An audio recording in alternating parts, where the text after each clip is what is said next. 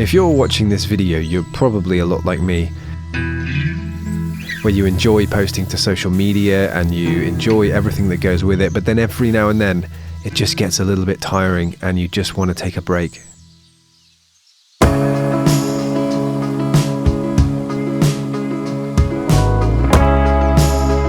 The trouble is that when you actually do take a break, it feels like it's going to be a lot of energy to build your engagement and your reach back up to what it was. But something strange happened to me recently, and we're going to talk about that.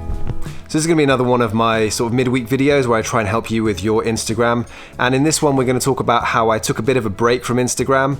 And when I came back, my engagement, my follows, my reach all skyrocketed. It wasn't because I took a break. It was about what I did in that break that led to that happening. So I'm not saying that if you take a break that you're going to come back and your reach is going to skyrocket. But in this video, I'm going to talk about what I did in that break that led to me increasing my engagement and increasing my reach and therefore my follows and things like that. So anyway, let's head to the studio and talk about that. So what actually happened? I will start recording on my phone and I will show you.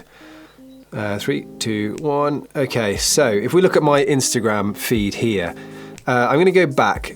So this was the last post that I posted before I took a break. You can see here that it is 25th of October. And then this next post here, 21st of November. So we're talking about a month's break. So let's look at my posts just before the break. Let's look at this one here.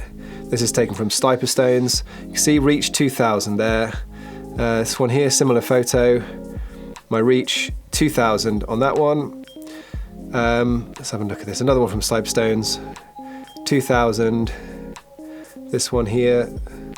Again, 2,000, so it's basically 2,000, half of my following, some from hashtags, some from my following. Then there's this post here, which, again, a bit more actually, it's very similar to the other ones, but I just come back from that month's gap. But then if we look at some of these others, look, this one here, 13,000 reach, mostly from hashtags. This one here, let's look at this, error while loading, let's try again. 12,000 reach. This one here, this isn't a very likable photo in my opinion, but 7,000 reach. This one here, this one did pretty well, look, 19,000. You can see these are considerably higher than before. This one, 22, and then finally, this is probably the most reached one, which is 36,000 reach. So it's considerably higher. So let's look at why that happened. What did I do to improve my Instagram account to the point that more people paid attention to it? Firstly, I think it's because that there's a certain novelty value there that I'd stopped posting. Maybe people had gotten used to my posts, then I disappeared for a month. When I came back, it kind of felt fresh to people again. I'm mentioning that because that is a factor, but I don't think it is a big deal. So, you know, that is a factor, but it's not really one of the things that this video is about. So the next change I made is that I tried to improve my content. So I tried to educate myself more. I did a few courses, I looked at a few YouTube videos, and I spent time trying to get better at what I do. And this is getting a little bit granular now, but they changed split toning into a color grading tab on Lightroom, and I wanted to kind of get to grips with that. And actually a defining feature of my newest edits is the colors that I'm using in the shadows and things like that. And a few people did notice, because I've noticed more comments talking about the colors in my edits. And I think that, you know, that's just me trying to get better at my craft and trying to refine my style and just trying to find something unique about what I do. You know, these things are very granular, but, you know, if you want to get better, it's these tiny little changes that you need to make. Those are the tiny improvements that will get you to a big improvement over a long period of time. Another change I made is in that time I improved my tools. I bought a new monitor. I got fed up with my old monitor's colors and black levels being very different to my phone. You know, I'd post an image to Instagram and I'll notice that it felt really faded or it felt really dark. I wasn't getting an accurate edit. And that drove me crazy. So eventually I bought a new monitor, and I wanted one that had good colors and things like that, but I also didn't want to spend a huge amount of money. I bought a BenQ monitor. I can't remember exactly what it was, but I'll link it in the description if anyone's in the same position as me. It made a huge difference. It meant that I could edit more accurately and that I was happier with the photos once they'd gone on the grid. And the whole point of this was to make my feed feel more cohesive, and we'll get to that in a minute. The next change I made in that break is that I got ready to post more regularly. Before the break, I was posting probably once, twice a week, sometimes, every 3 days, that sort of thing. And it wasn't really consistent enough for my needs. I've always wanted to post really regularly, but I don't always have time to get out and shoot a lot. So what I did was I went back through my libraries of photos.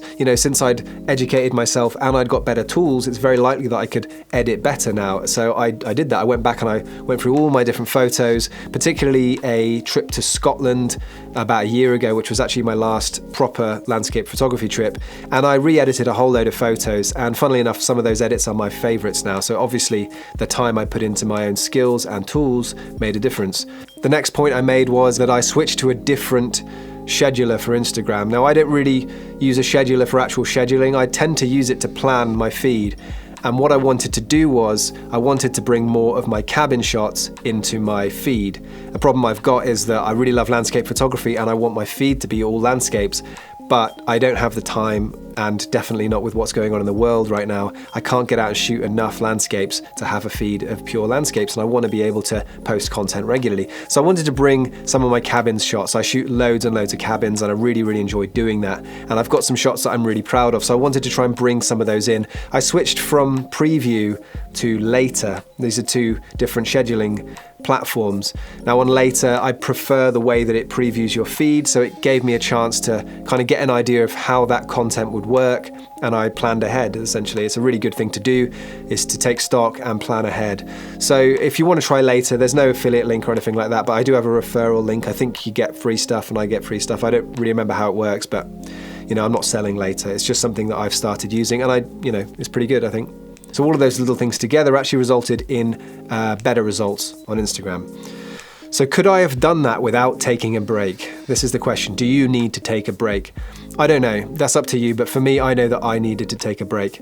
Now, the difficulty is that, as I said at the beginning of this video, when you take a break, the algorithm does punish you. So I'll explain to you now why it punishes you and how that works. I'll record my screen again. So if you go to Instagram, hit your following, you'll notice in this section there is last interacted with and there is most shown in feed. These are the people who show up in your feed, and there's 50 of them. These are the most shown in feed. Essentially, these are the people that the algorithm has picked to put into your feed. I'm not going to go into it because I don't want to show you all those people, but shout out to Bearing East, who is one of those 50. He's a great photographer. I look at his content a lot, so Instagram knows to show me his content when I log in. There's 50 other people like him whose content I enjoy. Now, if one of those people was to stop posting, they would disappear from my most shown in feed because they would get replaced by one of the other 600 people that I follow. It's quite a competitive space. So flip that around, that's what's happening. I'm somebody in someone else's most shown in feed. If I stop posting, I will drop out of their most shown in feed, and it's likely that when I start posting again, I won't appear back in it.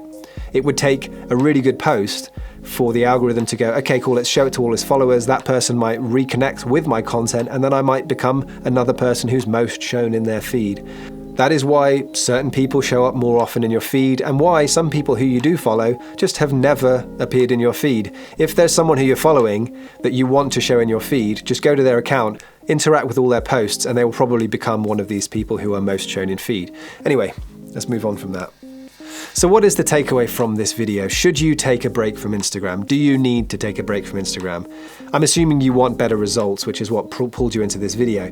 Now, I've talked about the things that I did to get those better results, and I personally needed to take a break to do them. Whether or not you need to take a break to execute some of the things that you need to do to your account to improve it, that's completely up to you. But what I wanted to cover in this video is the things I did to get better results, and also what happens when you actually take a break. What is the punishment? And I think we've covered that. You will drop out of people's feeds a little bit, but if you come back strong and post regularly, you will probably end up back in those people's feeds. And if you've made any improvements, you will see the results. Now, what I'd like you to do is let me know in the comments, what thing is it about your Instagram account that you want to improve?